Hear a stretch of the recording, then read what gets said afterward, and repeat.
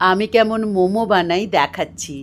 আদা, পেঁয়াজ, রসুন, কাঁচা লঙ্কা, বাঁধাকপি, গাজর, ক্যাপসিকাম, ধনেপাতা, একটু হালকা পুদিনা পাতা দিয়ে নুন দিয়ে মেখে তার মধ্যে একটু লেবুর রসও একটু হালকা দিয়েছি, মেখে রেখেছি।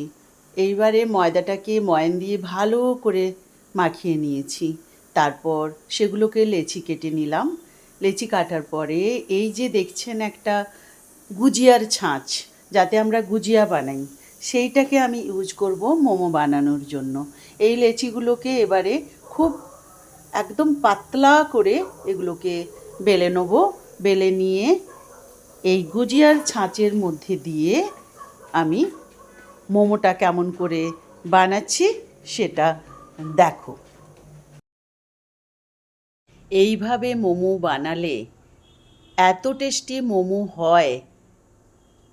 অবশ্যই ডিপেন্ড করে ইনগ্রেডিয়েন্টসের ওপরে, ইনগ্রেডিয়েন্টসটাও ভালো করে মাখার দরকার। আমার মতো মোমো বানিয়ে একবার খেয়ে দেখো, এত টেস্টি লাগবে, বাজারের কোনো মোমোই তোমাদের আর ভালো লাগবে না। মোমোটা কিন্তু অসাধারণ হয় আমার মোমোগুলো। আমি অহংকার করে বলছি না, আমি যে মোমোগুলো বানাই খুবই টেস্টি হয়। আমি আরও একটা বানিয়ে দেখাচ্ছি। বানিয়ে তো ফেলেছি আমি অনেকগুলোই, তো দুটো মোমো বানিয়ে আমি তোমাদের সামনে সেটা দেখাচ্ছি। লেচিগুলো কিন্তু খুব পাতলা করে বেললে মোমোগুলো খুব নরম হয়।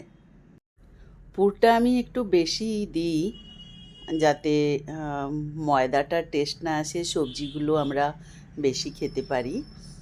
তো একটু চিপে চিপে নেবে, তাহলে খোলার সম্ভাবনা থাকে না। তো এই আমার মোমোগুলো রেডি হয়ে গেছে। আমার মোমো বানানো অলমোস্ট কমপ্লিট।